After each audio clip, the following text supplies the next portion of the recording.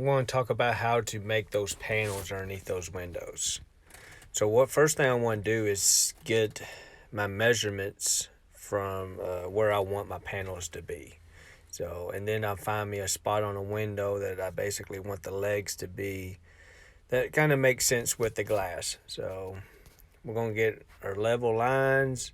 We're going to get our measurements from our window. We want everything to look parallel to the glass above it and square. Once we get our lines marked, we can get our distances of our panels. Now those little sticks there that make up the panel, I usually make those 3/8 of an inch by 3/4 of an inch by 3/8. So they protrude out 3/8 of an inch and are 3/4 of an inch wide. So what I'm doing here is getting all my measurements, all my marks, making sure it matches up all the way around the bay. And then once I know I have the proper measurements, I can cut all my 4 pieces that's going to make the panel.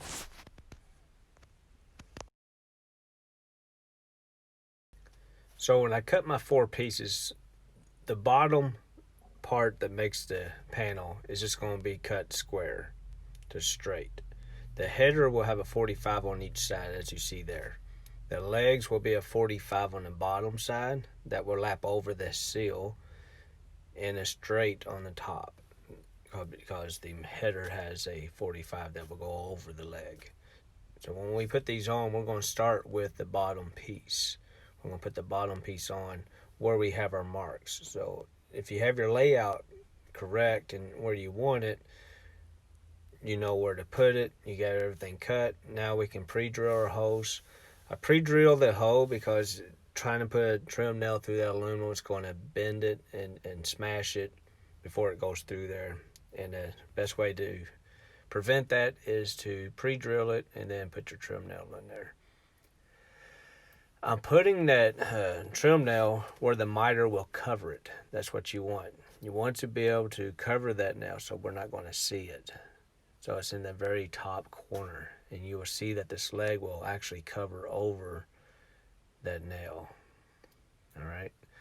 Now when we're ready to put this leg on, we'll put several globs of caulking on there to help adhere it to the flat metal. So I'm going to drill a pilot hole first and have all that ready, right where I know I want to be. I'm going to put my globs of caulking on there, centered so it doesn't seep out too much. Kind of want it where it's more in the middle of this stick here. And then we're going to put it on from where we have the pilot hole. When I go to put my nail in, you want to push down on the top of that leg. You'll see how I will get my nail ready, kind of get it in the pilot hole. Now I'm going to hold that down so the bottom of that miter is pushing against my seal to keep it tight where it doesn't want to flop and move around, bounce around. So that nail is helping me hold it tight against the seal. And it's a repeat on the other leg. So remember, you're going to put some silicone in there. Try to keep it centered to where you know it's going to adhere to the flat metal. And be same deal when you nail it on. You're going to push down on it and as you put your nail in. And don't be bashful with the caulking on the header.